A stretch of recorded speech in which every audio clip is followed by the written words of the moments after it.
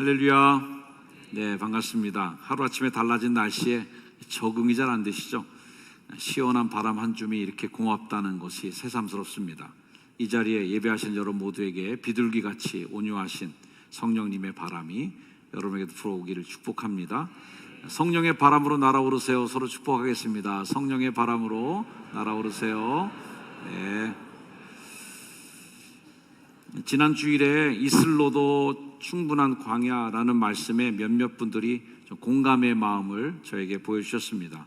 받은 은혜도 나눠주셔서 감사하고요.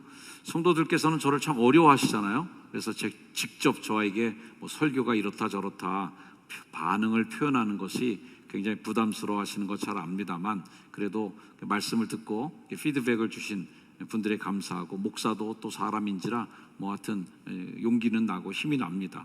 이런 조크 들으신 적 있잖아요. 목사님 죽이는 법, 좀 제목이 섬뜩하죠. 설교에 대해 자꾸 은혜 받았다고 얘기하면 목사님 더 설교 준비하느라고 열을 내시다가 너무 무리하게 설교 준비하다 쓰러져 죽을지도 모른다, 이런.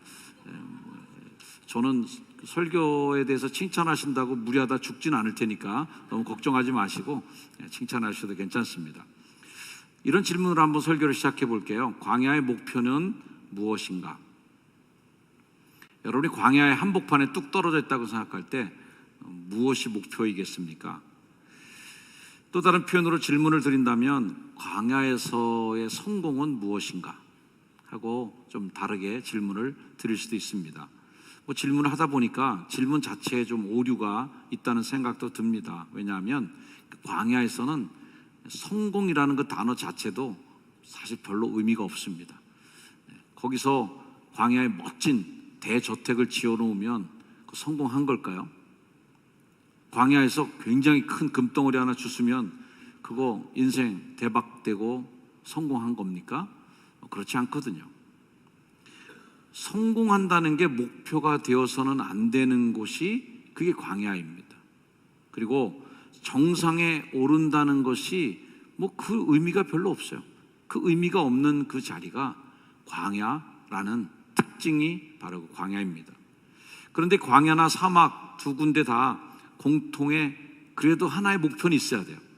어쨌든 동일한 성공이 하나 있는데 그것은 바로 살아남는 겁니다. 무사히 빠져나가는 것이 광야에서의 목표입니다. 그것이 성공입니다. 왜냐하면 광야는 살아남기만 해도 성공한 것이기 때문에 그렇습니다. 옆에 분에 가면 인사해 주세요. 성공하셨습니다. 왜냐하면 여러분들이 여기 지금 살아서 걸음 걸어서 여기 와서 앉아 계시다는 게 성공하신 거라는 말씀을 드리고 싶어요. 어쨌든 살아나신 거죠. 젊었을 때 꿈을 가지라고, 비전을 가지라 이런 말 많이 들었고 그것이 진리인 양 저도 열심히 살았습니다. 마치 산이 우뚝 앞에 서 있는 산이 보이고 산의 꼭대기가 선명하게 딱 정상이 보이니까 비장한 각오로 산 정상을 노려다보면서 저 높이 보이는 저 봉우리에 내가 가고 말리라, 목표가 확실히 보였어요.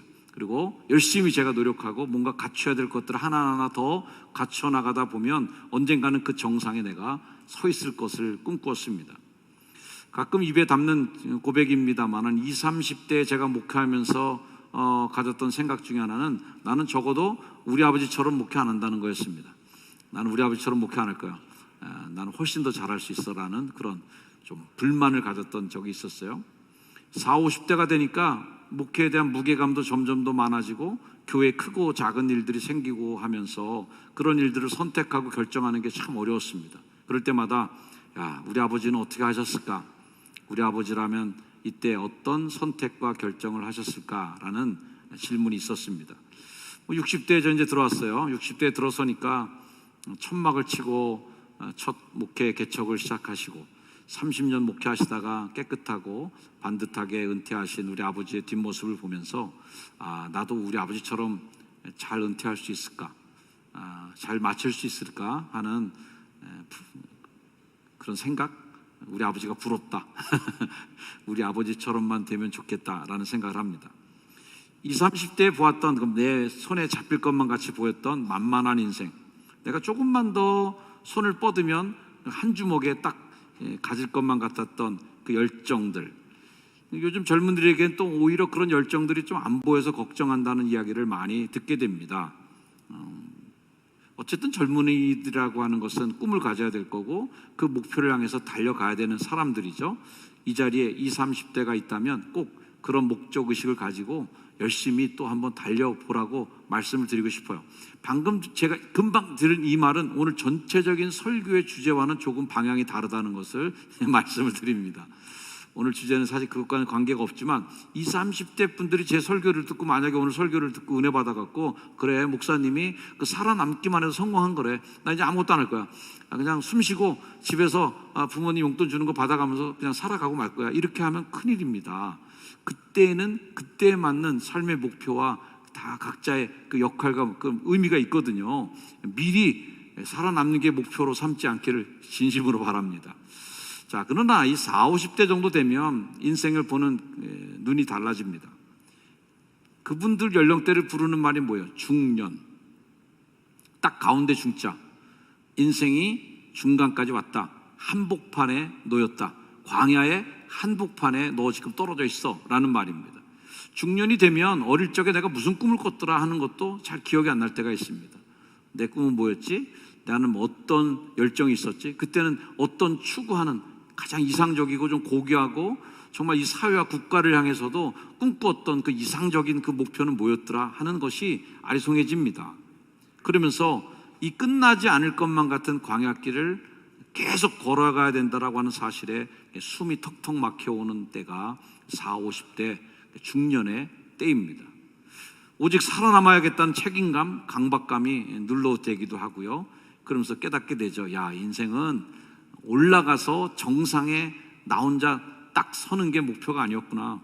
내게 주어진 이 삶, 내게 맡겨진 이 가족, 내게 주어진 이 역할들을 잘 해내는 게 내 인생의 정말 훌륭한 가치구나라는 것을 깨닫게 됩니다. 성취가 아니라 생존이 더 중요한 삶의 가치가 되어가는 때가 가운데 중자 붙은 중년의 나이에 계신 분들이 관심이겠죠. 자, 우리 인생은 점점 광야 항복판으로 더 많이 들어갑니다. 절대 헤어날 수 없어요. 광야 깊은 곳으로 더 들어갑니다. 더 가파른 오르막이 계속 기다릴 수도 있고 험지가 우리를 기다릴 수도 있습니다. 곳곳에 나를 집어삼키려는 맹수가 기다릴 수도 있고 호시탐탐 내 것을 노리는 적들이 있는 거죠. 때로는 이제 쫓기는 느낌을 가져요. 20대 때는 내일이라는 것이 굉장히 기대가 된 단어였습니다. 야, 내일은 무슨 일이 생길까? 내일이 되면 달라지겠지. 내일은 좀 더 내가 더 성장. 내일이라는 것이 희망의 단어였었는데 어느덧 중년 정도 되면 내일이 부담스러워요. 야, 내일이 되면 또 무슨 일이 닥쳐올까? 내일 내가 해야 될 일들이 그 무게감, 내일 내가 처리해야 될 일들의 그 과중한 그 삶의 무게, 이런 것들이 내일이 오면 어떡하지? 이런 걱정이 오히려 이제 부담스럽게 오는 거죠. 오죽하면 예수님도 그 내일 걱정하지 말라는 얘기를 하셨겠어요. 마태복음 6장 말씀에 그러므로 내일 일을 위해서 염려하지 말아라. 내일 염려를 땡겨서 오늘 하지 말라는 거예요. 내일 일은 내일로 염려해라 그냥. 그건 내일은 내일로 끝내놓고 한날의 괴로움. 예수님도 아셨어요. 우리가 살아가는 오늘 하루, 그 한날이라는 것이 괴로운 거구나. 인생의 광야길은 힘들고 괴로운 거구나. 한날의 괴로움은 그날로 끝내고 괜히 내일 것까지 땡겨서 고민하고 세상지에 다 짊어진 것처럼 그렇게 인생 우중충하게 살지 말라는 말씀을 하신 거죠. 저도 많이 불렀지만 교회에서 전에 많이 불렀던 노래 중에 우리라는 노래 가사가 이런 가사가 있어요. 자, 우리 모두 손에 손을 잡고 저 험한 벌판 걸어가 보세. 가다 보면 폭풍도 지나고 캄캄한 밤도 지나갈 거요. 높은 산을 올라갈 때도 있고 푸른 초원도 지나갈 거요. 서로가 위하고 우리가 서로 사랑하면 이 모든 것을 이겨나갈 거요. 우리는 하나요. 당신과 나도 하나. 우리는 하나가 되야오. 이 참 노래 가사 보면 높은 산을 올라갈 때도 있고 캄캄한 밤도 지날 때가 있고 이런 인생의 노정이 거기에 다 포함되어 있는 거죠. 그러나 우리가 함께 가면 능히 이거 다 걸어갈 수 있을 거다라는 희망의 노래입니다. 많이 팔렸던 책 중에 하나가 이제 아프니까 청춘이다. 김난도 씨가 지은 책이 있었습니다. 저도 책을 한 권 쓰고 싶어요. 중년은 더 아프다. 이 책을 쓰면 여러분들이 많이 사주시길 바랍니다. 많이 사주실 거죠? 네. 왜냐하면 여러분들이 다 공감하는 내 책 제목일 것 같아. 그래, 내 더 아파, 나 더 힘들어 하는 마음 가지시겠죠. 왜 중년이 더 아플까요? 아픈 척 할 수 없어서 더 아픈 겁니다. 중년은 울지 못해서 더 슬픈 때가 중년의 때 아니겠습니까? 흔들리고 싶어도 흔들려야 청춘이다, 흔들리지 않고 피는 꽃이 어디 있으라 그러는데, 중년의 때가 되면 절대 흔들리면 안 되는 거예요. 흔들려도 버텨내고 꿋꿋하게 바람에 맞서서, 우리 특히 중년 남성들은 가족을 내가 지켜야 돼. 또 교회 중년분들이 교회를 많이 하시는데 내가 이 자리를 지켜내야 돼 하는 무거운 책임이 있는 때죠. 서울대 사회학과 교수님께서 어느 날 대리운전을 불러서 차를 타고 가시는데, 대리운전 기사가 그 동년배 같은 나이대의 기사였답니다. 이분은 잘 나가던 회사 이제 정년 퇴직하시고 아르바이트로 대리운전을 하고 있었는데, 어쨌든 그런 인연이 돼서 두 사람이 대화가 잘 되고 친구가 되었답니다. 그래서 이 세대, 그 나이 때 되는 사람들의 중년의 아픔을 담은 책을 하나 이 교수님이 내게 됐는데, 송호근 교수님이 지으신 그들은 소리내 울지 않는다 입니다. 그들이 누구겠어요? 중년 남자들. 그들은 소리내 울지 않는다라는 거예요. 이 자리에 계신 모든 중년들을 위로합니다. 소리내 울 수 없는 삶이죠. 광야의 초입을 지나서 이 광야의 인생의 한복판으로 쑥 들어가서, 오늘 성경 말씀에 있는 것처럼 람셋을 떠나서 하나님께서 인도해서 백성들을 끌고 가는데, 오늘 그 뒤에 나오는 말씀들이 굉장히 깁니다. 굉장히 긴 말씀이 쭉 나오는데, 거기 보면 계속 광야예요. 이 광야를 떠나서 며칠 가니까 또 이 광야 나오고, 그 광야에서 진치고 또 살다가 또 가버리니까 또 광야고, 계속 광야길이는, 광야의 초입을 지나서 홍해 바다를 건너자마자 계속 광야에 더 깊이 광야로 성큼성큼 들어갑니다. 우리 인생도 그렇게 살다 보니 여기 계신 분들 중에 중년도 있고 또 장년도 있고 다양한 연령대가 있습니다. 중년의 세대는 이제 다음 세대에게 자리를 넘겨주고 물러나야 되는, 은퇴도 앞두고 있고 정년도 앞두고 있고, 점점 더 내 삶을 잠식해 들어오는 다음 세대에게 양보하면서 어느덧 뜨거웠던 청춘에 이글거리던 태양이 지고 노을이 덮어가는 찡한, 가슴 짠한 세대이기도 한 거죠. 이 중년을 지나신 이제 장년, 노년의 세대에 도달하신 분들은 또 생각할 거예요. 야, 내가 이제 얼마나 이 길을 더 갈 수 있을까? 우리 감히 100살 되신 어르신 앞에서 할 설교는 아니라고 생각합니다만, 얼마나 더 갈 수 있을까? 우리 100살 되신 분이 계시니까 이분의 나이에 맞게 여러분 사시려면 앞으로 남은 시간들이 굉장히 많으실 겁니다. 네, 그 시간까지 내가 잘 갈 수 있을까 하는 걱정이 있죠. 내가 어떻게, 얼마나 이 길을 더 갈까 하는 고민을 하고 있으실 거예요. 자, 어쨌든 여기 20, 30대, 그 다음에 40, 50대, 60대 이상 되시는 그런 분들이 다 같이 모여 예비하는 자리입니다. 목사가 설교하니까 얼마나 힘든지 아시겠죠? 20대도 은혜 받아야 되고 40, 50대도 은혜 받아야 되고 70, 80대도 은혜 받으셔야 돼요. 골고루 다 은혜 받게 하기가 쉽지 않은 거죠. 자, 어쨌든 20대에서부터 100세까지 오늘 자리에 함께 예배하고 있는데, 여기에 있는 우리 모두의 똑같은 공통점은 하나 있습니다. 공통점은 아직 여러분의 여정은 끝나지 않았다라는 겁니다. 그래서 우리가 여기 지금 살아서 이 자리에 와 있는 거거든요. 아직 끝나지 않았다. 우리의 목적지는 가나안까지인데, 영적으로 보면 우리 인생이 이제 마지막 숨을 멈추고 주님을 만나는 날까지겠죠. 요즘에 이제 성공학, 자기 개발서, 이런 것들, 처세술, 인생 성공을 좀 이렇게 부추기는 책들이 많이 나오는데, 그 책들이 한결같이 얘기하는 게 뭐예요? 정상을 노려라는. 정상에 도착해야 된다. 어떻게 하면 너 정상에 오를 수 있을까? 시간 절약해야 돼, 계획표 짜야 돼, 다이어리 잘 기록해야 돼, 이러면서 여러 가지 성공에 대한 비결을 알려줍니다. 하지만 성경은 그렇게 우리 인생을 가르쳐주지 않아요. 성경은 높이 올라서라고 가르쳐주지 않고 그 길을 끝까지 잘 갈 수 있는 그 방법을 알려줍니다.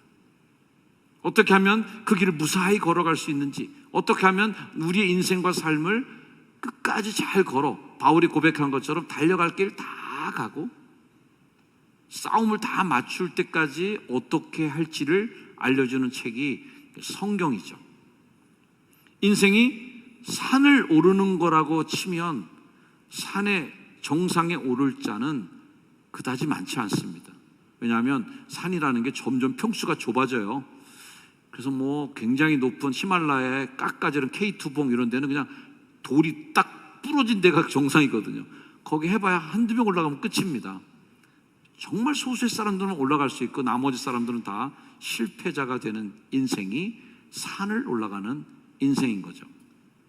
그러나 생각을 바꿔서 내 인생이 광야를 잘 통과해서 이 광야를 다 무사히 지나가는 것이 성공이라고 한다면 조금은 바라보는 관점이 달라집니다. 우리 모두가 다 완주의 희망이 있는 거죠.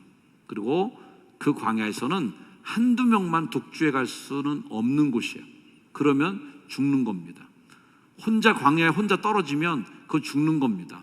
같이 있어야 그나마 사는 거죠. 요한복음 5장에 보면 자비의 집, 치료의 집이라고 불리우는 베데스다라고 하는 연못이 얘기가 나오는데, 그 베데스다는 굉장히 신기한 연못인 거 아시죠? 물이 끓어오를 때 제일 1등으로만 들어가면 뭔 병이든지 다 낫는 연못입니다. 근데 거기서 대기 명단에만 계속 올려놓고 한 번도 1등 못한 38년째 대기자가 있었어요. 그 사람 한 번도 1등 한 적이 없어요. 희망을 갖고 언젠가는 1등을 하겠지라고 하는 희망을 갖고 있었지만 그 희망의 시간이 38년이에요. 그러면 그 세계는 뭐예요? 베데스다는 자비의 집이 아니라 저주의 집이죠. 인생을 다 허비해버린, 1등 하지 못해서 계속 실패한 인생으로 남아버린 그 자리에서 예수님 만나서 예수님이 1등으로 그 사람을 연못에다가 집어 던져주지 않았습니다. 이거 다 무시하고 살아. 여기 가짜야. 너 그냥 자리를 들고 집으로 가. 집으로 보냈습니다. 예수님은 1등만 치료되는 베데스다를 인정하지 않으셨습니다. 1등만 인정되는, 경쟁에서 이겨서 너 성공했구나, 너는 천국에 들어가고 나머지는 다 아웃, 선착순 집합이 아닙니다. 그 경쟁으로부터 떠나라고 얘기하십니다. 우분투라는 말 들어보신 적 있으시죠? 나는 네가 있기에 존재한다. 나는 네가 있어서 나야. 뭐 이런 뜻을 갖고 있는 남아프리카 반투어에서 유래된 단어입니다. 나의 행복은 다른 사람과의 관계에서 행복한 거지 나 혼자 잘 먹고 나 혼자 잘 살아서 이거 되지 않는다는 그런 이야기죠. 저는 이 이야기를 저희가 담임 목사님 모시고 있었던 신경호 목사님 설교할 때 이 얘기를 잠깐 들었던 건데, 그분이 해준 얘기가 지금도 기억이 나요. 아프리카에 갔을 때 선교사님들이나 외국인들이 사탕을 이렇게 애들한테 주면서, 야 얘들아, 이 친구들끼리 가서 저 나무 한 바퀴 딱 돌아갖고 와서 제일 빨리 뛰는 사람 5명한테 이 사탕 줄게, 이렇게 아이들에게 말했다는 거예요. 그래 애들이 막 죽기 살기로 뛸 줄 알았던 거죠. 근데 애들이 쫙 뛰는데 갑자기 가면서 똑같이 발을 맞춰서 뛰기 시작했답니다. 그래서 똑같이 맞춰서 똑같이 다 들어왔다는 거예요. 야 너희들 사탕 먹고 싶지 않아? 왜 그래? 나만 먹으면 무슨 소용이 있어요. 우리 친구들 다 같이 먹어야죠. 이 정신이 우분투 정신인 거죠. 선착순이 아니라 우리 다 함께 같이 먹겠다는 얘기죠. 이 우분투 정신으로 남아프리카 공화국의 아파르테이트라고 하는 인종차별 정책이 굉장히 많아서 고생한 얘기들 아시죠? 이 남아프리카 공화국이 드디어 흑인 해방이 됐을 때 백인들 자신들 괴롭혔던 차별자들, 학대했던 분들에 대한 증오심이 넘쳐났을 그때에 우리는 남아프리카 정신은 우분투다. 그래서 진실과 화해위원회에서는 우분투 정신을 자신들의 가치로 내걸고 오히려 가해자들을 용서해야 됩니다. 그들이 있기 때문에 내가 있고 내가 있기 때문에 그들이 있는 정신으로 갑시다. 그래서 용서와 화해, 평화를 이뤄내게 됩니다. 이 우분투 정신이 IT계에도 있더라고요. 그래서 오픈소스로 많은 사람들에게 무료로 공개된 굉장히 비싼 운영체계가 사실 리눅스라는 운영체계인데, 이 우분투 정신으로 많은 사람들이 서로 자기들이 소스를 제공하고 서로 고치고 또 서로 보강하고 오류를 고치고 그래서 공동의 집단지성의 힘으로 운영체계를 만들어낸 것이 리눅스 운영체제의 한 부분인 우분투라고 하는 프로그램입니다. 모든 사람들이 다 무료로 사용할 수 있게 오픈해 놓는 거죠. 우분투 정신. 네가 잘해내면 나도 잘해낼 거야. 네가 고치면 나도 고쳐줄게 하면서 서로 합력하는 거죠. 광야를 지나며 생존할 수 있는 비결이 바로 이 정신입니다. 서로를 지탱해 줘야 산다 하는 거죠. 광야를 통과하려면 가장 빠른 광야를 벗어나는 길이 뭘까요? 광야 속으로 더 깊이 들어가는 겁니다. 광야에서 도망치면 계속 광야에 머뭅니다. 하지만 광야 속으로 들어가면 그 광야를 통과할 수 있습니다. 산은 오르다가 힘들면 되돌아올 수 있지만 광야는 되돌아갈 수 없습니다. 온 만큼 가야 되기 때문에. 여러분, 인생의 광야를 통과하고 싶은 분이 있습니까? 그러면 더 깊숙이 광야 속으로 들어가셔야 됩니다. 여러분의 인생을 절대로 포기하거나 여러분의 인생을 절대로 뒤로 후퇴하거나 회피하지 말으셔야 됩니다. 우리나라에도 인생을 포기하고 이런 분들이 많이 늘어가 있는 것이 안타깝게 여깁니다. 회피해서는 절대로 그 고통을 벗어날 수 없습니다. 오늘 말씀은 이스라엘 백성들의 출애굽 경로를 요약해 놓은 지도와 같은 말씀인데 오늘 말씀 2절에 보면 이런 말씀이 나와요. 모세가 여호와의 명령대로 노종을 걷게 됩니다. 그 여호와의 명령을 따라가면 꽃피고 행복한 길만 걸었을까? 아니에요. 그들이 행진한 것을 기록하였는데 그 행진한 대로의 노종은 이러하니라 하면서 계속 이어져가는 장소와 지명 이름들이 나오는데 람셋을 떠나자마자 홍해를 만나고 홍해를 떠나자마자 바로 광야 끝 에담에 진을 치고 이제 광야 초입까지 온 거예요. 그러고서 에담을 광야를 지나서 사흘을 걸어 도착한 곳이 마라입니다. 쓴 물이 기다리고 있고 먹지 못할 물이 기다리고 있는 곳이었죠. 마라를 지나니까 신 광야가 나오고 알루스를 지나 르비딤에 진을 쳤는데 거기는 물이 없는 곳, 백성이 마실 물이 없더라 하는 곳까지 또 도착하게 됩니다. 6월절이 지나고 홍해가 열리고 광야로 들어가면 승승장구 출애굽이 끝날 것처럼 여겼는데 그렇지 않았습니다. 쓴 물이 있고 전갈이 있고 물이 없고 아말렉이 있고 한 번도 경험해 보지 못했던 고난의 길을 걷게 됩니다. 교회 등록하기만 하면 구원의 입구까지 바로 도착하지 않습니다. 교회 중심부로 더 들어와야 그 교회를 통과할 수 있습니다. 머뭇머뭇하면서 교회 입구에서 구경하고 있는 분이 없기를 바랍니다. 그래서 오늘 오후 2시에도 와야 되는 거예요.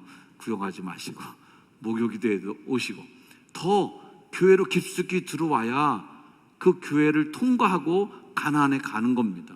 빙빙 옆으로 돌아서는 절대로 그곳을 통과할 수 없습니다. 결혼식 올렸다고 가정이 이루어집니까? 아닙니다. 부부의 삶이 계속 이어집니다. 부부싸움도 할 겁니다. 돈 때문에 걱정도 할 겁니다. 자식 낳으면 자식 때문에 애씁니다.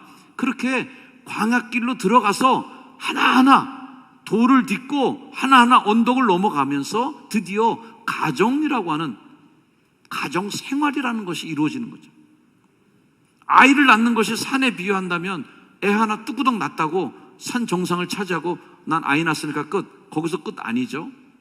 그 아이와 밤을 새는 날들이 도대체 몇 날이며 그 아이를 돌보기 위해서 내 시간을 희생하고 얼마나 고통합니까? 이 아이를 키우는 것은 광야를 지나가는 일에 비유할 수 있습니다. 직장에 들어가는 것이 산 정상을 정복한 것 같습니다. 나 당선됐어. 나 취직했어. 합격했어. 하지만 직장에 들어가서의 직장 생활이 기다리고 있습니다. 이상한 상사 하나 만나면 고생 지탕하는 거고요. 동료 만나서 갈등과 그런 조정을 다 해나가는 그런 인생을 배워야 되는 것이고요. 때로는 과중한 일로 만나서 밤잠을 못 자면서 고민하면서 그 일을 해결해야 되는 고통이 있는 것입니다.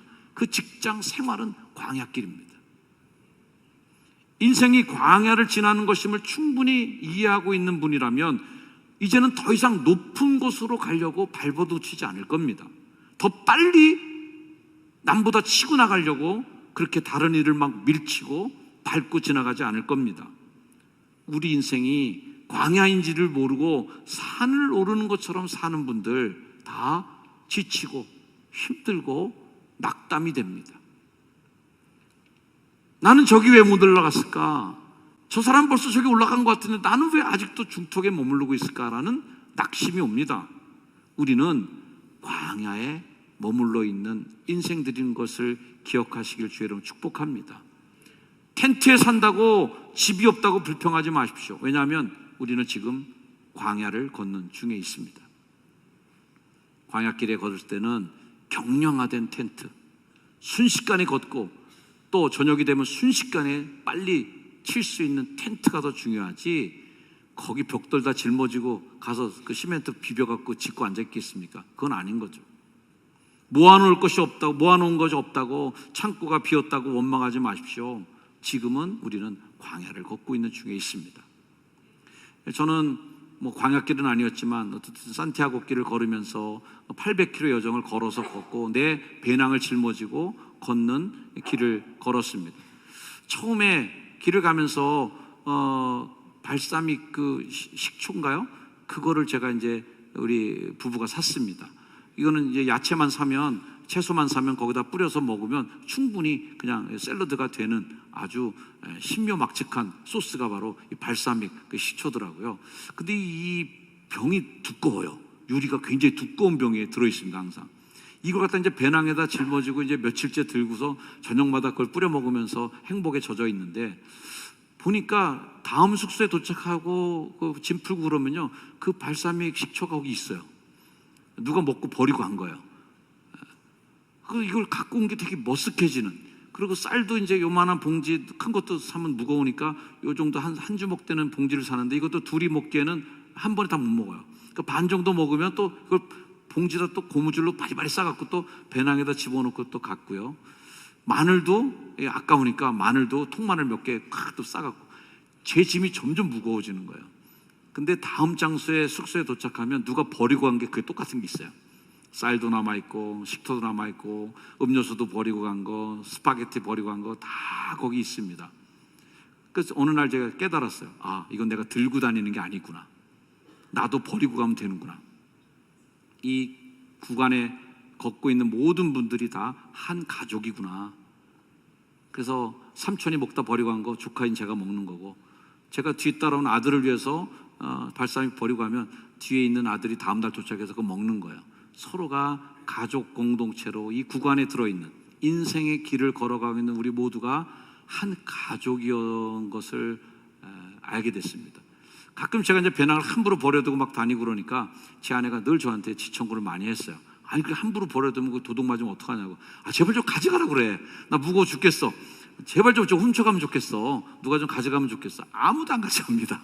왜? 내 짐이 무거우니까 누구의 짐에도 손대지 않습니다. 심지어는 뭐 농담으로 칫솔도 반 잘라서 손잡이는 버리고 그 솔만 들고 다니면서 칫솔질 한다 그러고, 책도 내가 읽은 부분은 찢어서 버리면서 가요. 이렇게 무거우니까. 인생이라는 게 그렇게 덜어지는 게 더 그 노종과 순례길에 합당한 모습이었는데, 그걸 그냥 바리바리 내 배낭에다 짊어지고 집어넣는 인생이 얼마나 미련한 인생이라는 것도 그 길에서 깨달은 것 중에 중요한 거 하나이죠. 여러분, 길에서 금덩이 많이 줬으면 광야길에서 좋을 것 같습니까? 그 주머니에다 하나씩 하나 집어넣다가는 그 끝까지 못 갑니다. 가다가 쓰러지고 맙니다. 많은 것이 재앙이 됩니다. 큰 느티나무 그늘이 없다고 불평하지 마십시오. 여기는 광야입니다. 광야에서는 조각목, 땅바닥에 간신히 깔려있는 그 나무 그늘, 그거 하나가 감사한 거고, 하늘에 떠있는 구름이 감사할 뿐이죠. 광야에서 정말 필요한 것은 번쩍거리는 황금이 아닙니다. 생수 한 모금입니다. 누가 금덩이 똑같이 물컵과 똑같은 사이즈의 금과 물 바꾸려고 하자 그러면 바꿔서 안 됩니다. 물은 생명이기 때문에 바꿀 수 없는 가치가 있는 거죠. 사랑하는 효성중앙 성도 여러분, 광야에서 살아남으시기를 주의 이름으로 축복합니다. 무사히 이 광야를 빠져나가는 것이 저와 여러분의 목표입니다. 이 인생을 다 살아내는 것이, 내게 주어진 이 소명을 가지고, 내게 주어진 저는 목사의 이 짐을 들고 끝까지 거기까지 가는 게 저의 사명입니다. 장로님들도, 권사님들도, 우리 성도들도 여러분 몫에 태워진 자기 십자가를 끝까지 짊어지고 거기까지 가는 게 우리의 목표고 성공입니다. 광야에서는 살아남기만 해도 성공한 겁니다. 더 깊이 여러분의 삶의 자리로 들어가셔야 됩니다. 더 치열한 인생의 광야로 물러서지 마시고 뚫고 나가야 됩니다. 광야의 성공은 무사히 통과하여 약속의 땅까지 가는 것입니다. 우리는 아직 본향에 도착하지 못했습니다. 계속 우리는 걸어야 합니다. 하나님의 땅, 약속의 땅을 바라보며 하루의 광야, 매일 내게 다가오는 광야의 길을 극복해 나가시고 끝까지 생존하시고 끝까지 버텨내시고 주님 품에 들어가는 그날까지 나아가시는 여러분의 걸음을 응원하고 축복합니다. 기도하겠습니다. 하나님, 뭔가 이루어야 될 것이 많은 무게로 살았던 우리에게 말씀해 주옵소서. 살아내기만 해도 너 잘하고 있는 거다. 지금 짊어지고 가고 있는 그 십자가 내려놓고 포기하지만 않아도 너 잘하는 거다라고 축복해 주시고 칭찬해 주옵소서. 광야길을 걸으며 지쳐있는 성도들, 힘들어 포기하고 싶어하는 이들도 이 자리에 계십니다. 하나님, 살아남게 하옵시고 계속 자신의 삶을 끝까지 나아갈 수 있도록 광야 한복판으로 더 들어갈 수 있도록 용기와 힘을 더하여 주옵소서. 예수님의 이름으로 기도합니다. 아멘. 결단 찬양 이렇게 찬양하시겠습니다. 나의 무거운 짐을 다 벗고 하는 말, 예수 인도하셨네 하는 이 고백을 드리는 그날까지 우리 함께 더 힘차게 전진해 나가겠습니다. 찬양하겠습니다.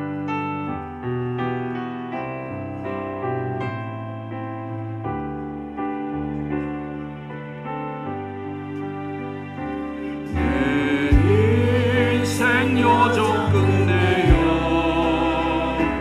강 건너 언덕 이를 때 하늘 문 향해 말하리 예수 인도하셨네 매일 발걸음마다 예수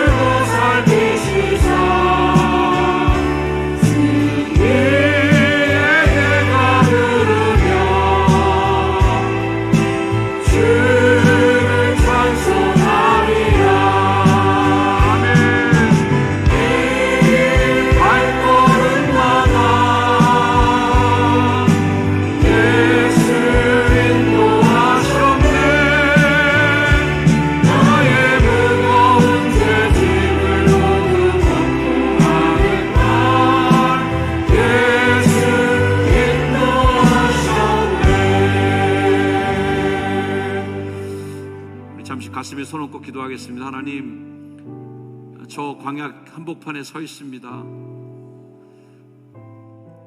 무섭고 힘들 때도 있습니다. 앞으로도 얼마나 걸어야 할지 내일이 무서울 때도 있습니다. 주님, 하오나 주님, 주님의 구름 기둥과 불 기둥이 있는 한, 아침마다 내려주시는 만나가 내 텐트 주변에 뿌려지고 있는 한 저는 살아내겠습니다. 통과하겠습니다. 끝까지 걸어가겠습니다. 주님, 놓지 마시고 나와 동행하여 주옵소서. 그런 결단의 마음을 가지고 함께 하나님께 기도 올립니다. 기도하겠습니다. 하나님, 끝까지 이 사명의 길 걷게 하시고 끝까지 나의 인생길 완주하여 하나님 칭찬 듣게 하시옵소서. 하나님, 우리의 모든 눈에서 눈물을 씻겨주시고 천국문 앞에서 맞아주실 그날, 주님 만나는 그날까지 버텨나가고 살아남아 생존케 하옵소서. 주 예수님의 이름으로 간절히 기도드립니다. 아멘.